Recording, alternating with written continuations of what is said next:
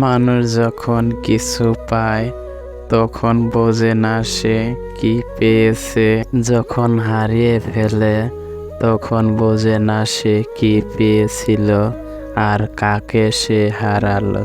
অনেকেই প্রেমিক খোঁজে কিন্তু প্রেম করতে ভয়। একবার যে ঠকিয়ে গেছে তার জন্য সবাইকে দোষী মনে হয়।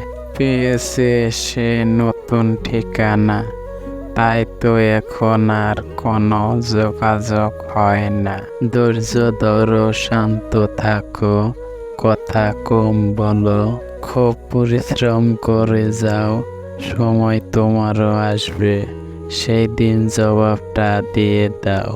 ভালো আছি, ভালো থেকো, আমাকে যাদের পোষায় না তারা আমার থেকে দূরত্ব বজায় রেখো। অভিমানের ভাষা বোঝানোর মতো ক্ষমতা সবারই থাকে না। খুব শীঘ্রই অসম্ভব চমৎকার একটা কিছু ঘটতে চলেছে তোমার জীবনে। তুমি কি সেটি অনুভব করতে পারো? জীবনে কাউকে আঘাত করার আগে একটু ভাববে যে নিজেও আঘাত পেলে কেমন লাগবে।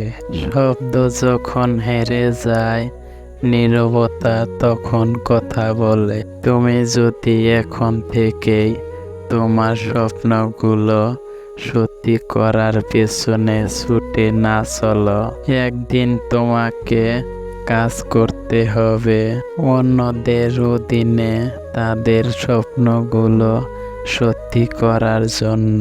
ভালো থাকো, ভালোবাসা অন্য কারো ভালোবাসায়। ছেলেরাও কাঁদে না, যখন কাঁদে তাদের বোঝার মতো কেউ থাকে না। অধিকারের জায়গাটা যেখানে শূন্য, অভিমান আর প্রত্যাশা সেখানে মূল্যহীন। সে কি তোমায় আমার চেয়েও বেশি হাসায়, যার শহরের মায়ায় পড়ে ভুলে গিয়েছো আমায়। মানুষকে সময় আর পরিস্থিতি এতটাই বদলে ফেলে যেটা মানুষ কখনোই কল্পনাও করতে পারে না। কি হবে জীবনে এত পারফেক্ট মানুষ খুঁজে, যদি সেখানে ভালোবাসায় না থাকে?